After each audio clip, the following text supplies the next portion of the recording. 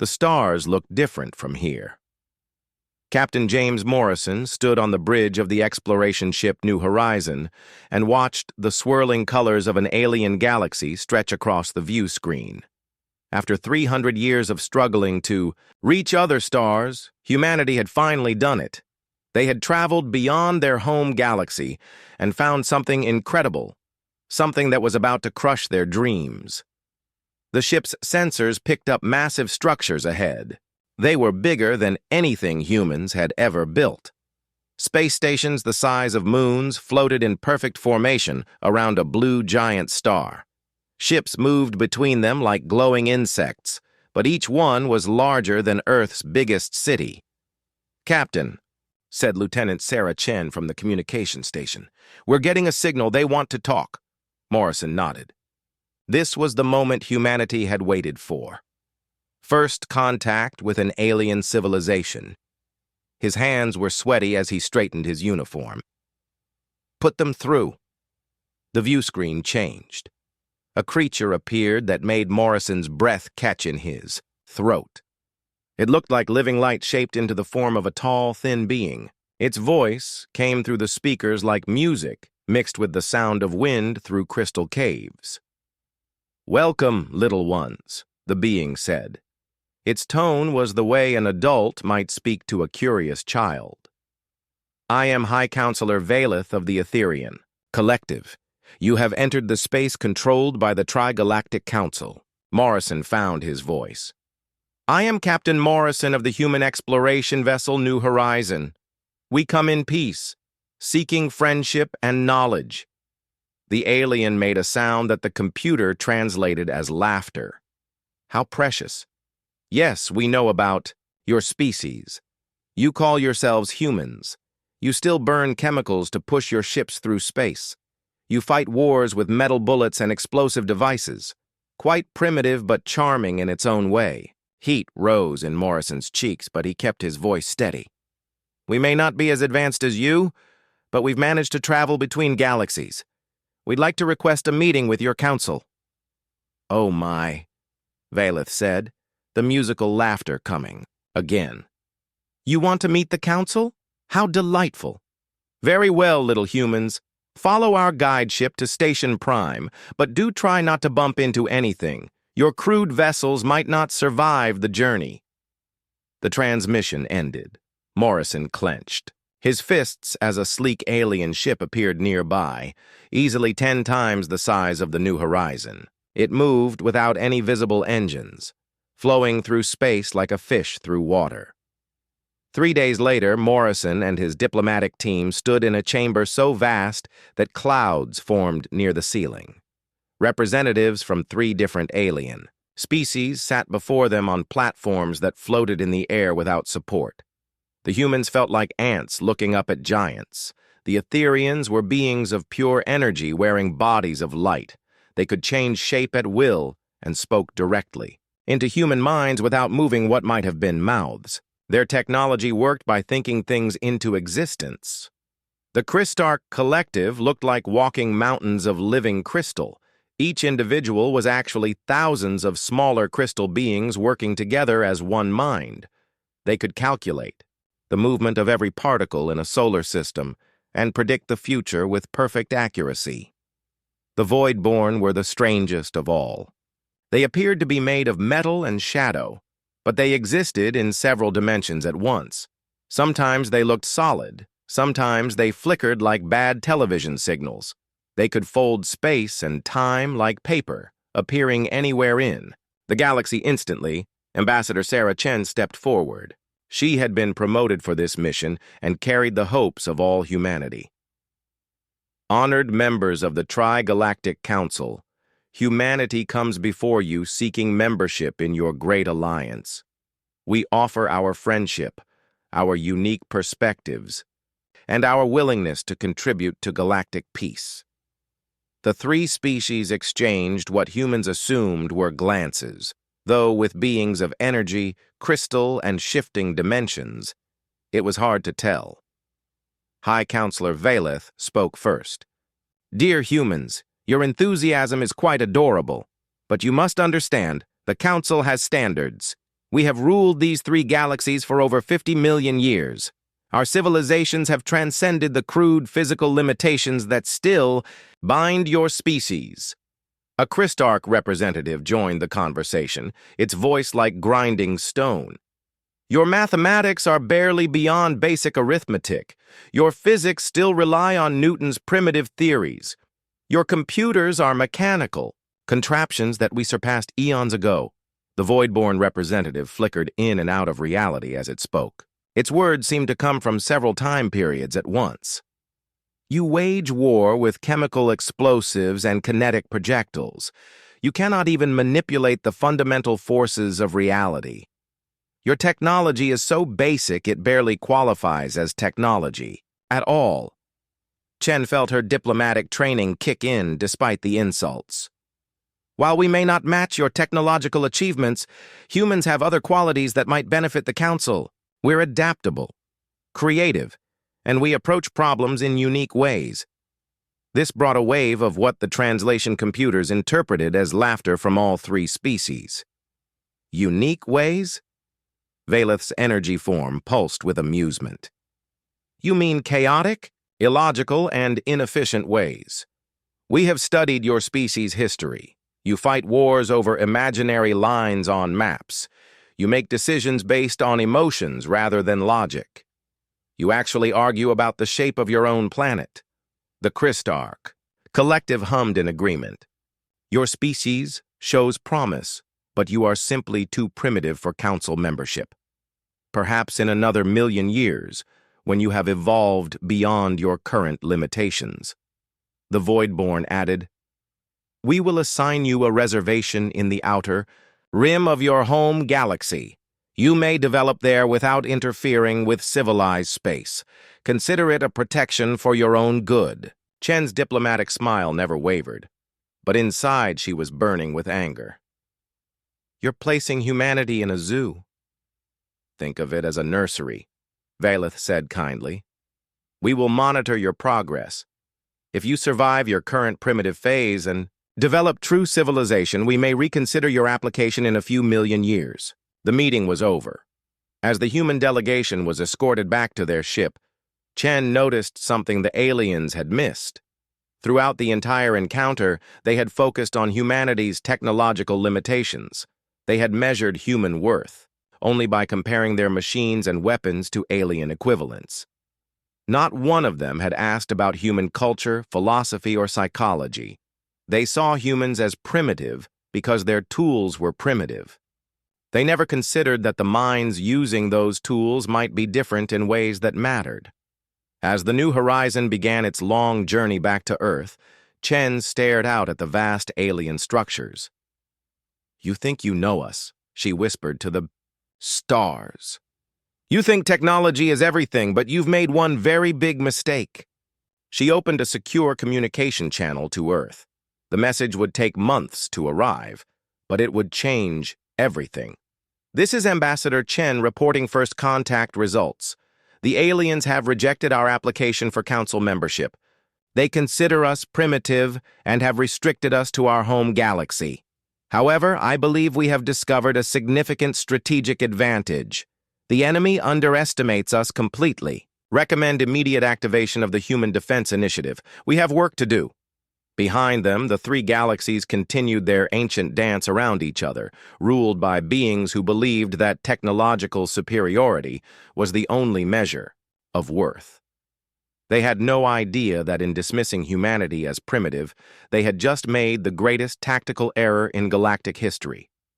The humans were going home, but they would be back, and when they returned, they would not be asking for permission.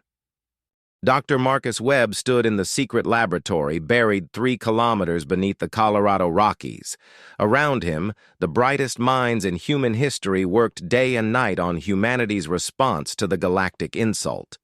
It had been 6 months since Ambassador Chen's return from the Trigalactic Council, and the rejection still burned in every human heart. Show me what we've learned, Webb said to his chief scientist, Dr. Elena Vasquez. Elena pulled up holographic displays showing the alien technology they had managed to scan during the diplomatic mission. The aliens are incredibly advanced, no question about that. But Marcus, I think they've made a critical error in how they think. Webb raised an eyebrow. Explain. Every one of their species evolved in perfect environments, Elena said, manipulating the hologram to show alien homeworlds. The Etherians developed on a planet with stable energy fields and no natural disasters. The Christarch evolved in caves with perfect mineral harmony. The Voidborn came from a dimension where mathematical laws never change. And that's bad how? Elena smiled grimly. Because Earth is a nightmare planet, Marcus. We evolved through ice, ages, volcanic eruptions, meteor impacts, plagues, and natural disasters that would have wiped out any of these species. While they developed perfect logical thinking, we developed something they can't understand. She changed the display to show human history. Wars, revolutions, disasters, and recoveries flashed across the screen. We learned to survive chaos. We learned to lie, to bluff, to make plans that don't make sense to anyone but us. We learned to fight dirty and win against impossible odds. Webb nodded slowly. Their strength is also their weakness. Exactly. The Etherians think in pure logic cascades. Feed them contradictory information, and their thought processes jam up. The Christarch operate through collective consensus. Introduce uncertainty, and they can't function. The Voidborn follow mathematical progressions. Show them chaos, and they freeze.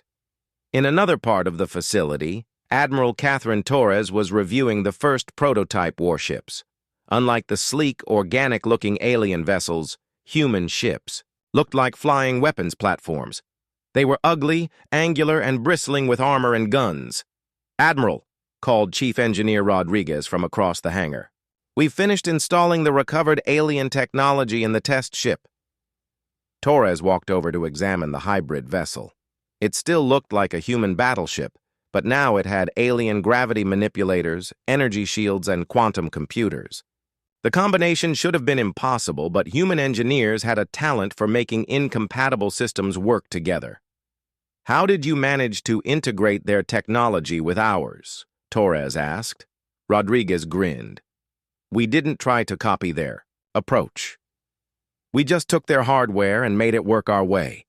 The aliens build everything to be efficient and logical. We build everything to be tough and adaptable. When you combine alien efficiency with human stubbornness, you get something neither side expected."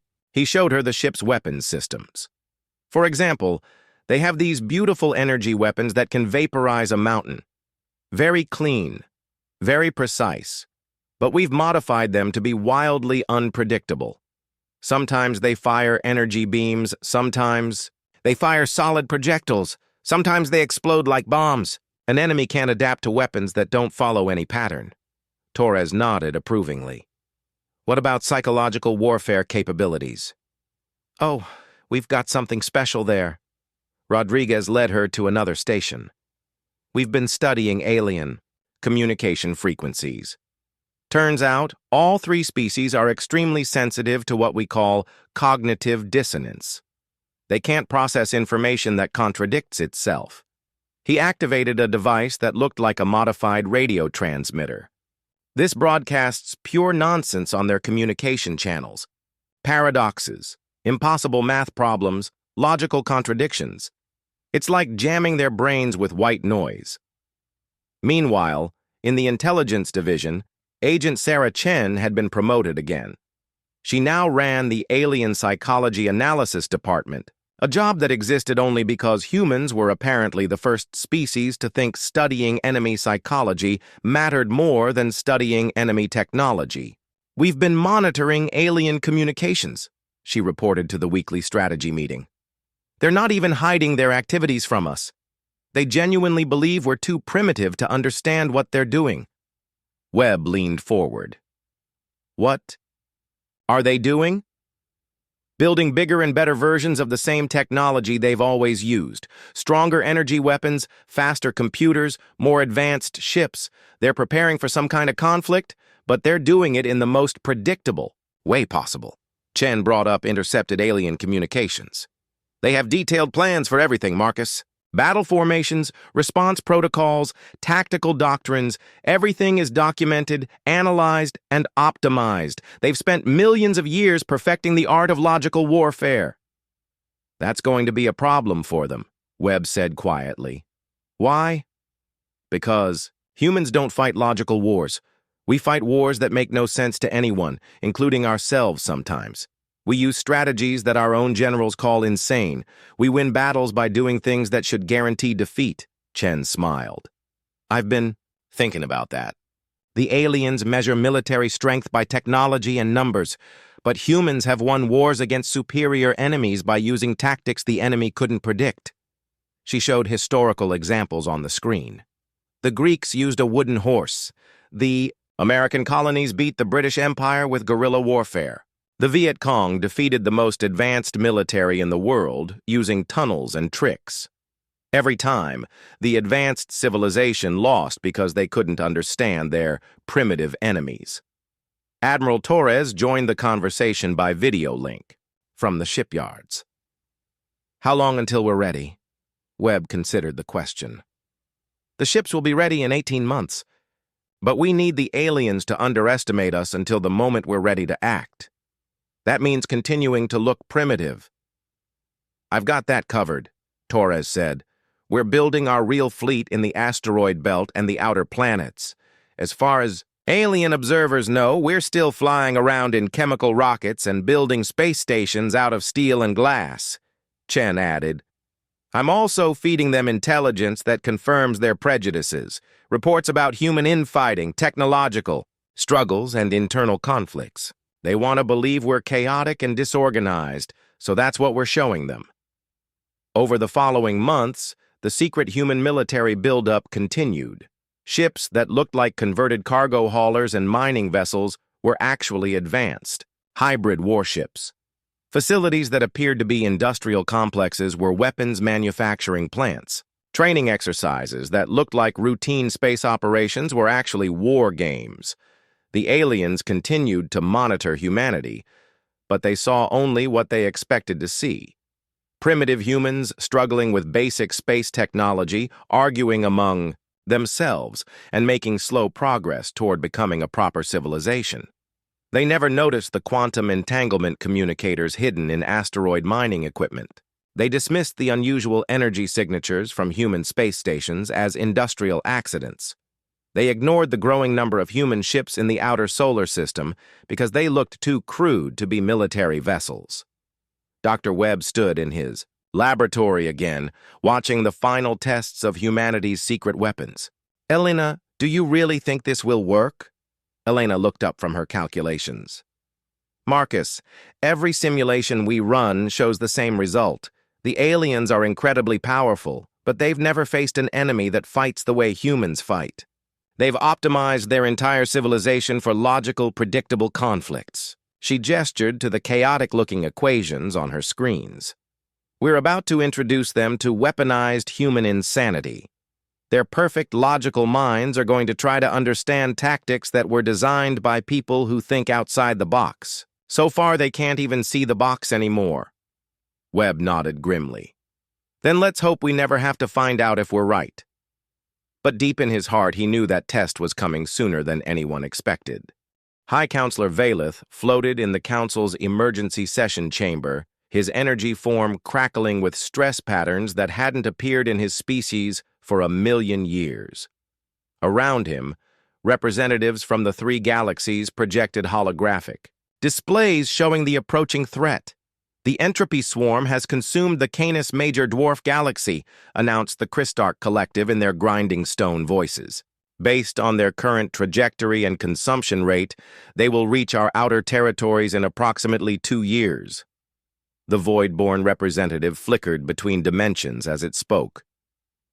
We have analyzed their technology.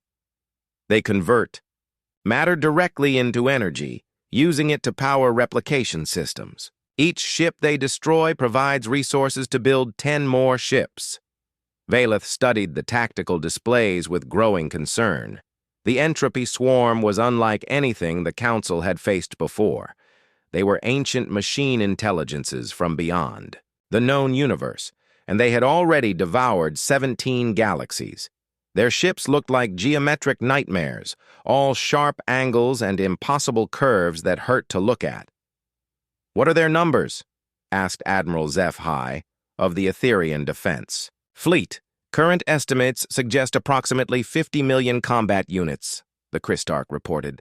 "However, this number increases exponentially as they consume matter from each system they attack."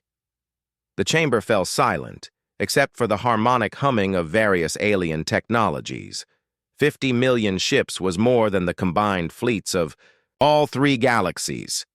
"We have advantages," Valeth said finally. "Our technology is far more sophisticated than anything they have encountered in the galaxies they've consumed. The Etherian reality manipulation systems can alter the fundamental laws of physics. The Christarch predictive matrices can calculate their movements centuries in advance. The Voidborn temporal warfare capabilities allow us to strike before they even arrive." Admiral Zeph High's form brightened with confidence. "The swarm relies on adaptation and overwhelming numbers, but they've never faced opponents who can change the rules of reality itself. We will deploy our most advanced dreadnoughts." 3 months later, the first battle took place at the edge of Sculptor Galaxy. The combined fleet of the Tri-Galactic Council was the most powerful military force ever assembled. Etherian ships that looked like crystallized, starlight-warped space around them. Christarch vessels calculated every possible outcome of the battle before it began. Voidborn battlecruisers existed in multiple timelines simultaneously. The Entropy Swarm arrived exactly when the Christarch predicted they would. Their ships were dark, angular things that seemed to absorb light and hope in equal measure. They moved in perfect formation, each unit operating as part of a vast computational matrix. Admiral Zeph High gave the order to attack from his flagship, a moon-sized vessel that could reorganize matter at the quantum level.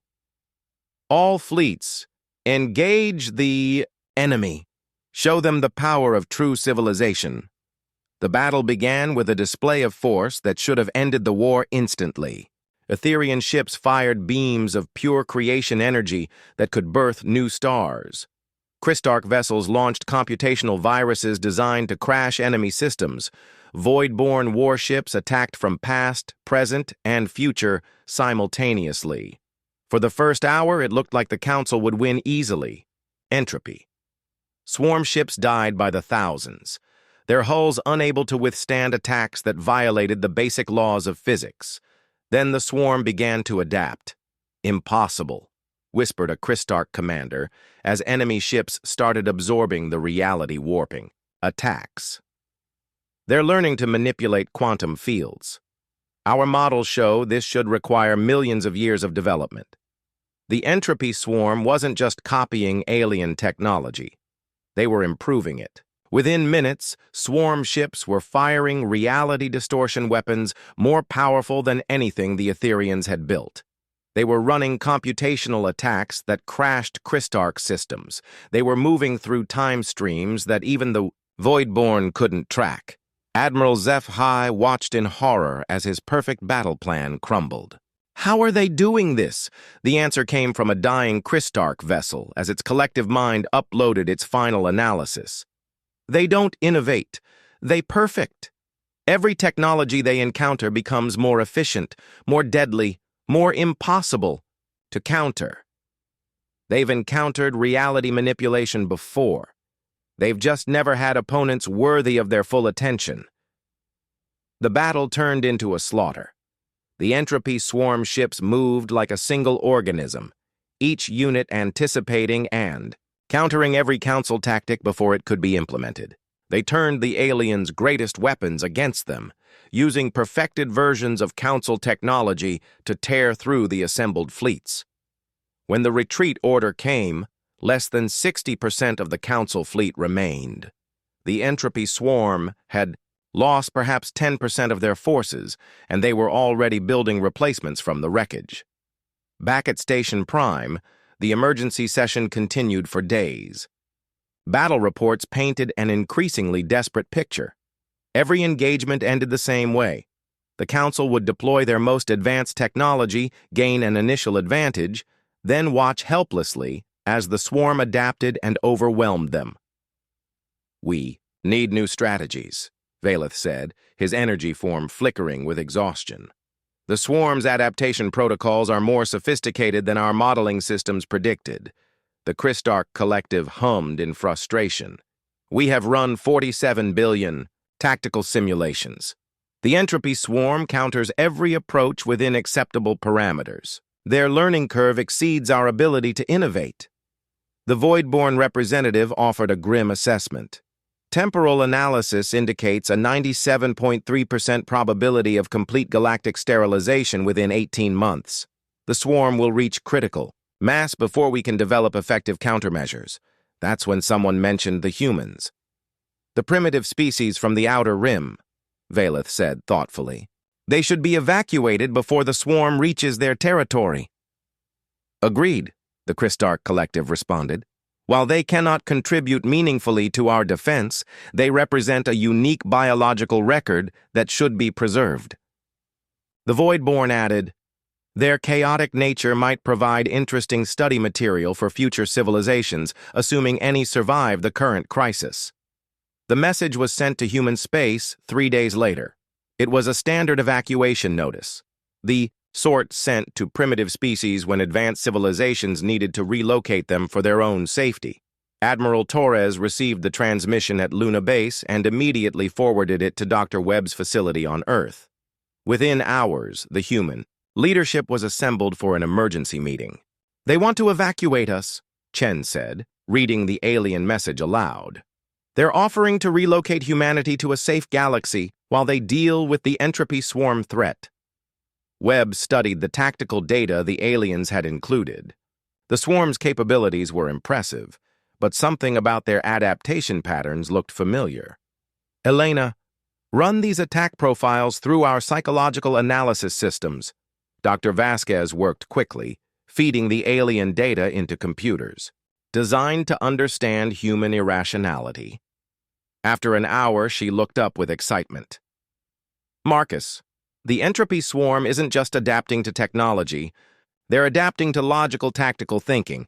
Every strategy the Council uses follows predictable patterns." "Predictable how?" "The aliens approach warfare like a math problem. They analyze, optimize, and execute. The swarm has seen this approach millions of times before.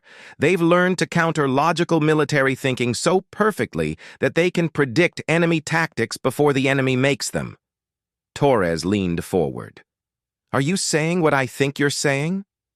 Elena nodded slowly. "The entropy swarm has never encountered human military doctrine.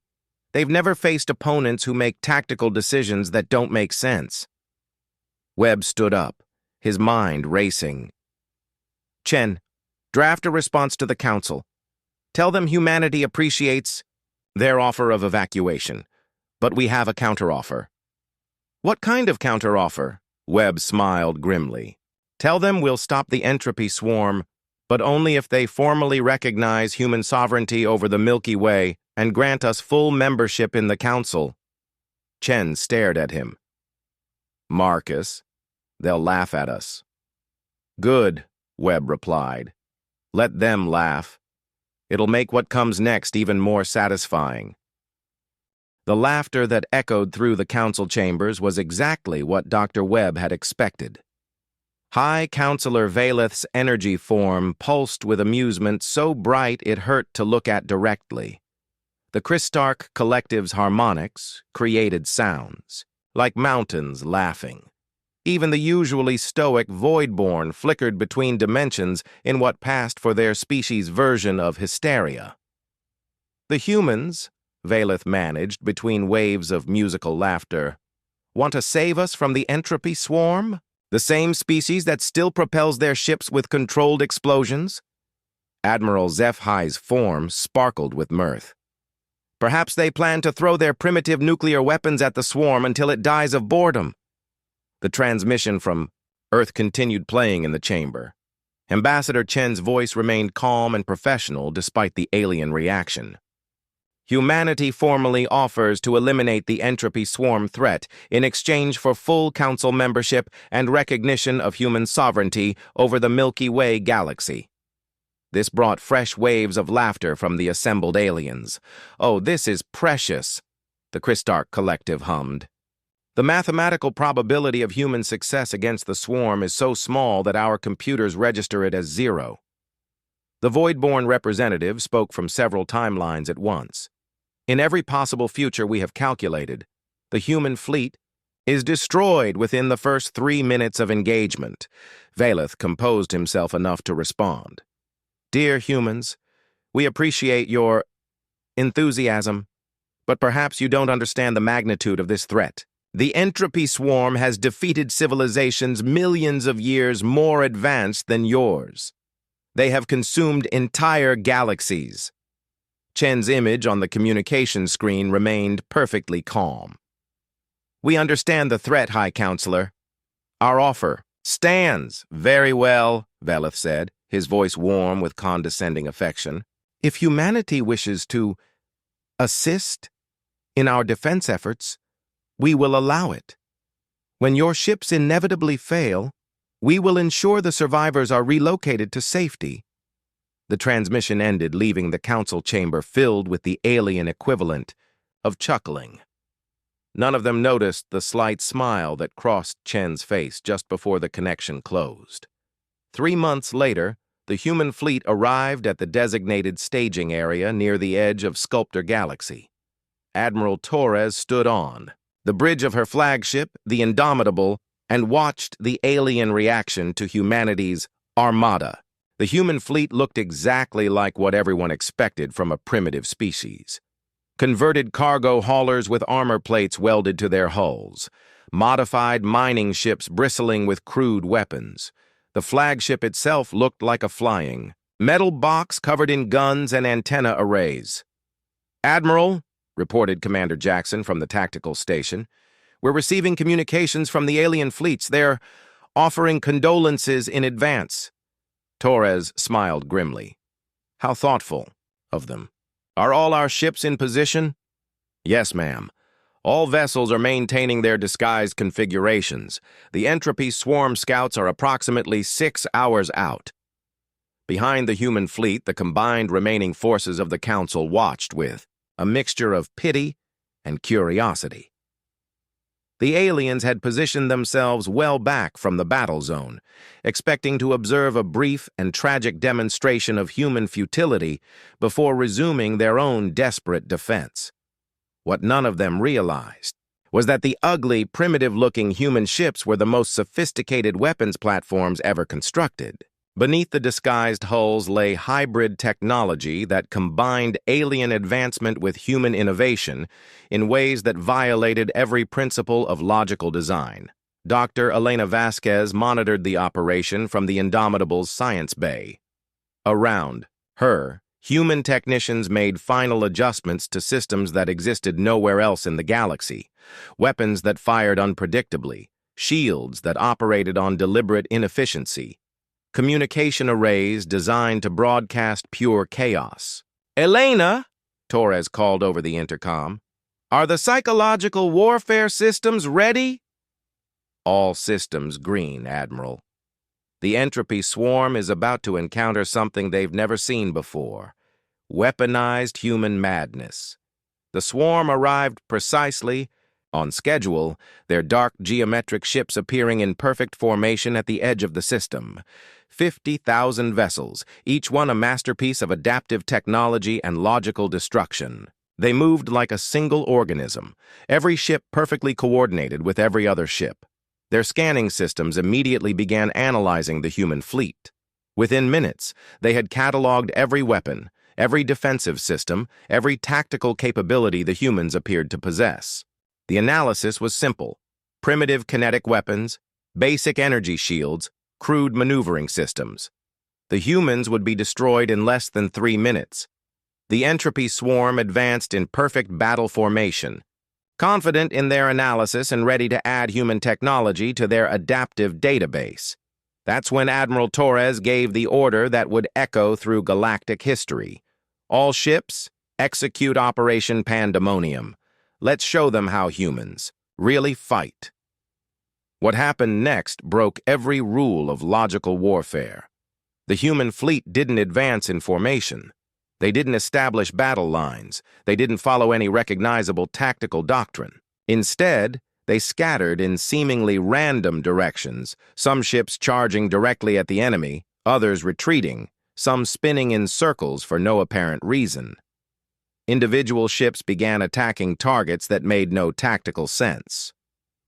The fighting. Irish rammed a swarm vessel head-on, not to destroy it, but to push it into the path of its own allies. The chaos theory split into 3 separate sections mid-flight, each piece following a completely different battle plan. The entropy swarm's adaptive protocols immediately began analyzing these tactics, trying to understand the human strategy. But there was no strategy to understand. Each human ship was following its own independent battle plan, with some captains making decisions based on coin flips and random number generators. The swarm's collective intelligence, designed to counter logical military thinking, began experiencing something that could only be described as confusion. How do you adapt to tactics that change every second? How do you counter strategies that don't exist? Phase 2, Torres ordered. Deploy the paradox generators. Hidden throughout the human fleet, devices that looked like standard communication. Arrays began broadcasting on frequencies the entropy swarm used for coordination. But instead of jamming signals, they transmitted pure logical contradictions, mathematical equations that proved 1 equaled 0, scientific laws that contradicted themselves, philosophical paradoxes that had no solution. The broadcasts created cascading logic errors in the swarm's collective intelligence network.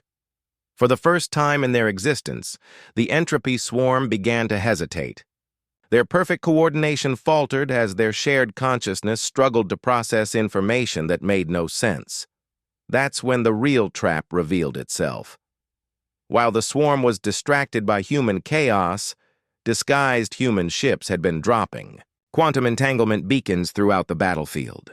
These beacons, invisible to swarm sensors because they operated on principles of deliberate inefficiency, now activated in perfect synchronization. Dr. Vasquez monitored the system from her station, watching as the beacons created a network of quantum uncertainty across the entire battle zone. "Admiral, the logic bomb is ready for deployment." Torres nodded grimly. "Do it." The quantum network activated, broadcasting every paradox, contradiction, and impossible concept that human philosophers had ever conceived. The prisoner's dilemma, Zeno's paradox, the bootstrap paradox, Russell's paradox, questions about unstoppable forces meeting immovable objects, the entropy swarm's collective intelligence, faced with processing infinite logical contradictions, simultaneously began to suffer cascading system failures. Ships stopped in mid-flight as their AI systems crashed. The perfect coordination that had made them unstoppable dissolved into chaos. But the humans weren't finished. "Phase 3, Torres announced. "Drop the disguises." Across the human fleet, fake hull plating fell away to reveal the ship's true nature. Advanced hybrid vessels armed with weapons that combined alien technology with human ingenuity. Gravity cannons that fired in unpredictable patterns. Energy weapons that changed their properties randomly. Reality distortion devices that operated on principles of controlled chaos. The final assault began as human ships attacked the paralyzed swarm with weapons that followed no logical pattern. Each shot was different from the last. Each tactic violated the previous tactic. The humans fought like they were insane because from the swarm's perspective they were. Admiral Torres opened a communication channel to the dying swarm, broadcasting on all frequencies. Her voice carried across the battlefield with calm satisfaction. "You tried to understand us. That was your first mistake." The entropy swarm, masters of adaptation and logical warfare, had finally encountered something they couldn't comprehend, the beautiful, terrifying chaos of the human mind. and it was destroying them. The silence that followed Admiral Torres's transmission was more terrifying than any battle cry. Across the battlefield, 50,000 entropy swarm ships hung motionless in space, their perfect black hulls reflecting the stars like tombstones. Their collective intelligence had crashed so completely that individual ships no longer knew how to function. But the humans weren't finished. They had spent 2 years planning this moment, and Admiral Torres intended to make it count. All ships, begin Phase 4, she commanded. Target the swarm's command nodes. The human fleet, no longer disguised as primitive vessels, revealed weapons that defied every principle of logical design. The chaos theory fired gravity bombs that created localized space-time distortions. The Murphy's Law launched missiles that deliberately missed their targets, only to curve back and strike from impossible angles. Dr. Elena Vasquez monitored the battle from her science station, watching as human technology did things that should have been impossible. Admiral, the swarm is attempting to reboot their collective intelligence. They're trying to purge the paradox data from their systems. How long do we have? Our models suggest approximately 18 minutes before they regain basic functionality. But Admiral... Elena paused, studying her readings. Something unexpected is happening. The logic bomb isn't just crashing their systems, it's propagating through their entire network. Torres moved to Elena's station to see for herself. The displays showed something remarkable. The quantum entanglement beacons weren't just broadcasting paradoxes to nearby swarm ships. The contradictions were spreading through the swarm's collective, consciousness like a virus reaching ships throughout the entire invasion fleet. My God, Torres whispered. It's affecting the entire swarm, not just the ships in this battle. Across the galaxy, entropy swarm vessels began shutting down as the cascade of logical contradictions spread through their shared intelligence network. Ships that had been advancing on Council territories stopped mid-flight, swarm units preparing. To consume entire star systems simply stopped. The collective intelligence that had made the entropy swarm unstoppable had become their greatest weakness. Every ship was connected to every other ship, sharing information and coordinating attacks. But that same connection now carried a payload of weaponized human irrationality to every corner of their vast fleet. On the Council observation platforms, alien commanders watched in stunned disbelief as their sensors reported impossible readings. The entire swarm fleet has ceased movement, reported the Christarch Collective, their harmonic voices filled with confusion. This outcome was not calculated in any of our projections. High Counselor Valeth's energy form flickered with shock. How is this possible? Humans don't possess technology capable of affecting the swarm's collective intelligence. Admiral HFY spoke from his damaged flagship, his voice barely a whisper. They're not using technology to fight the swarm. They're using psychology. The word hung in the space between them like a foreign concept. The 3 galactic civilizations had spent millions of years perfecting technology, mathematics, and logic. None of them had ever considered that the mind itself could be a weapon. Back on the human flagship, Admiral Torres opened a communication channel to the paralyzed swarm fleet. Her voice echoed across the quantum network, reaching every ship in Taim, their vast armada. Entropy Swarm, this is Admiral Catherine Torres of the Human Defense Fleet. You have entered our galaxy and threatened our neighbors. That ends now.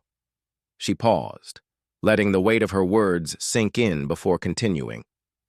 For millions of years, you've conquered civilizations by adapting to their technology and tactics. You've learned to counter every logical approach to warfare, but you've never encountered a species that fights without logic. The transmission reached not just the local swarm ships, but every vessel in their entire invasion fleet. Hundreds of millions of ships across dozens of galaxies, all frozen by the cascade of contradictions spreading through their shared consciousness. You made one critical error, Torres continued. You assumed that intelligence could only express itself through logic and efficiency. You never considered that chaos itself could be intelligent, that madness could be a strategy, that the very irrationality you dismissed as primitive could be your downfall, Dr. Vasquez reported from her station. Admiral, we're detecting massive power fluctuations throughout the swarm network. Their collective intelligence is fragmenting. Torres nodded grimly. Execute Phase 5. Deploy the reality bombs. The final human weapons activated. These weren't bombs in any traditional sense. They were concentrated packets of pure paradox, quantum uncertainties made manifest. When they detonated among the paralyzed swarm ships, they didn't destroy matter. They destroyed meaning itself. Swarm vessels began to unravel, not physically, but conceptually. Ships that had been perfect examples of technological efficiency became impossible contradictions. Their hulls were simultaneously intact and destroyed, their systems both functional and non-functional, their crew both present and absent. The entropy swarm, masters of consuming and adapting technology, found themselves consumed by concepts they couldn't process. Their perfect logical minds, faced with realities that had no logical foundation, simply gave up trying to function. Admiral Torres watched as the greatest threat in galactic history defeated itself, trying to understand human thinking. All ships, stand down. The threat is neutralized. The aftermath was eerily quiet. Where once 50,000 swarm ships had posed an existential threat, now there were only drifting hulks that flickered in and out of existence. The cascade failure had spread so completely that the entire entropy swarm invasion fleet was effectively destroyed. High Counselor Valeth's transmission reached the human fleet an hour later. His energy form appeared on the main screen, but the condescending warmth was gone. In its place was something the humans had never seen from an alien before. Respect. Admiral Torres, Valeth said, his musical voice subdued. The Council formally requests permission to approach your position. Torres smiled. Permission granted, High Counselor. The alien delegation that arrived was markedly different from the one that had dismissed humanity 2 years earlier. They approached the human flagship in small, humble vessels, not the massive displays of power they had used before. When Valeth materialized in the Indomitable's conference room, he was accompanied by senior representatives from all 3 galactic civilizations. For the first time in Council history, they were coming to humanity as equals. Admiral Torres, Valeth began, the Council has voted unanimously to accept humanity's terms: full membership in the Trigalactic Council, recognition of human sovereignty over the Milky Way, and... He paused, the admission clearly difficult. For him, acknowledgement of humanity as the dominant military power in the local galactic cluster. Torres leaned back in her chair, savoring the moment. That's very generous, High Counselor, but I think there's been a misunderstanding. The aliens exchanged glances that radiated confusion. You see, Torres continued, our original offer was made when we were asking to join your council. But circumstances have changed. Dr. Webb's voice came through the communication system from Earth. What Admiral Torres is trying to say, Counselor, is that we're no longer interested in joining your organization. Valeth's energy form flickered with alarm. I don't understand. Ambassador Chen stepped forward, her diplomatic smile sharp as a blade. The Tri-Galactic Council has proven itself incapable of defending the civilizations under its protection. The member species have shown themselves to be arrogant, dismissive, and strategically incompetent. She gestured to the tactical displays showing the destroyed swarm fleet. Humanity has no interest in joining a failed institution. Instead, we're forming our own alliance. The Human Galactic Federation will be open to any species that wants to join us as equals.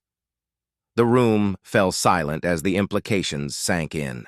The 3 most powerful civilizations in the known universe had just been replaced by a species they had dismissed as primitive. Violet struggled to find words. But the Council has ruled these galaxies for 50 million years. And in all that time, Torres said quietly, you never learned the most important lesson in the universe. Which is? Torres stood, her presence filling the room with quiet authority. Intelligence isn't about having the best technology or the most logical thinking. Intelligence is about adapting to situations you've never encountered before. And today, you encountered something none of you were prepared for. She walked to the viewing port and looked out at the stars. You encountered humanity. The treaty signing took place 1 month later aboard a neutral space station. The document formally dissolved the Tri-Galactic Council and established the Human Galactic Federation as the new governing body for local space. As Ambassador Chen signed the final documents, she looked up at the alien representatives who had once laughed at humanity's primitive nature. They sat in stunned silence, still struggling to understand how their perfect civilizations had been so thoroughly outmaneuvered. Gentlemen, Chen said with a diplomatic smile, welcome to the human age. But her final words were reserved for the historical record, spoken as she sealed the document that would reshape galactic civilization.